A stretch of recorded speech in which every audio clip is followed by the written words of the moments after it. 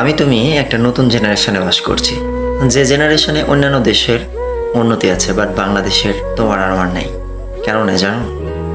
কারণ আমি আর তুমি আমাদের প্রতিভাটাকে আড়াল করে নিজের নেগেটিভিটিকে নিজেকে বেশি সময় দিই, সেটা নিয়ে বেশি ভাবি।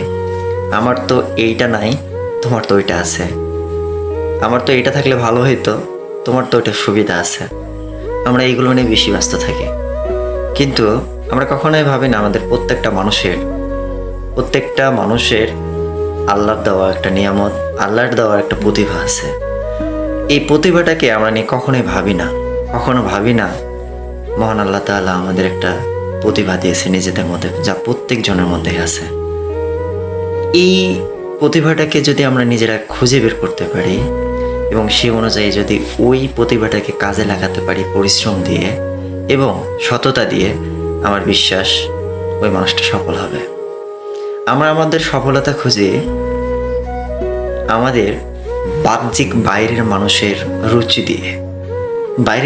রুচি দিয়ে কখনো সফলতা আসে না।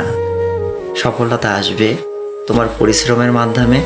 তোমার নিজের ভিতরে যে প্রতিভাটা আছে, সেই প্রতিভাটাকে তুমি যদি সঠিক যত্ন নিতে পারো, আর তুমি যদি ওই প্রতিভাটাকে আল্লাহর নিয়ামত প্রতিভাতে দেওয়াকে বিশ্বাস রাখতে পারো, সেই বিশ্বাস নিয়ে সম্মানের সহিত ভালোবেসে সেই প্রতিভাটাকে, সে কাজকে পরিশ্রম দিয়ে যদি এগিয়ে নিয়ে যাও, তাহলে তুমি সফল হবে।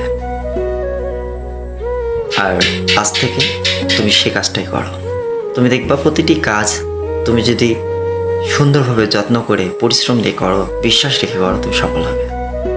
তাই তোর প্রতিভাটা যতটুকুই আছে আল্লাহ দিয়েছে, ততটুকু যত্ন নাও। আদারওয়াইজ অন্য কোনো দিকে নেগেটিভ চিন্তাভাবনা নিয়ে নিজেকে ডিমোটিভেট করো না।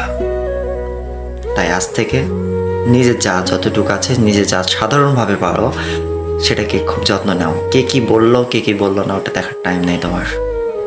তো আজ থেকে নিয়ত নাও, এখন থেকেই নিয়ত নাও যে আমার ভিতরে যে নেগেটিভিটি চিন্তা ভাবনা আসছে সেটা এখনই বাদ দেবো। আর যেটা মনের মধ্যে আসছে সেটার প্রতি আমি পরিশ্রম দিয়ে, যত্ন নিয়ে, ভালোবাসা দিয়ে, আগ্রাসিক একটা ভূমিকা নিয়ে আমি ওইটাকে সফল করে ছাড়বো ইনশাল্লাহ। তোমার জন্য শুভকামনা রইল। আল্লাহ হাফেজ।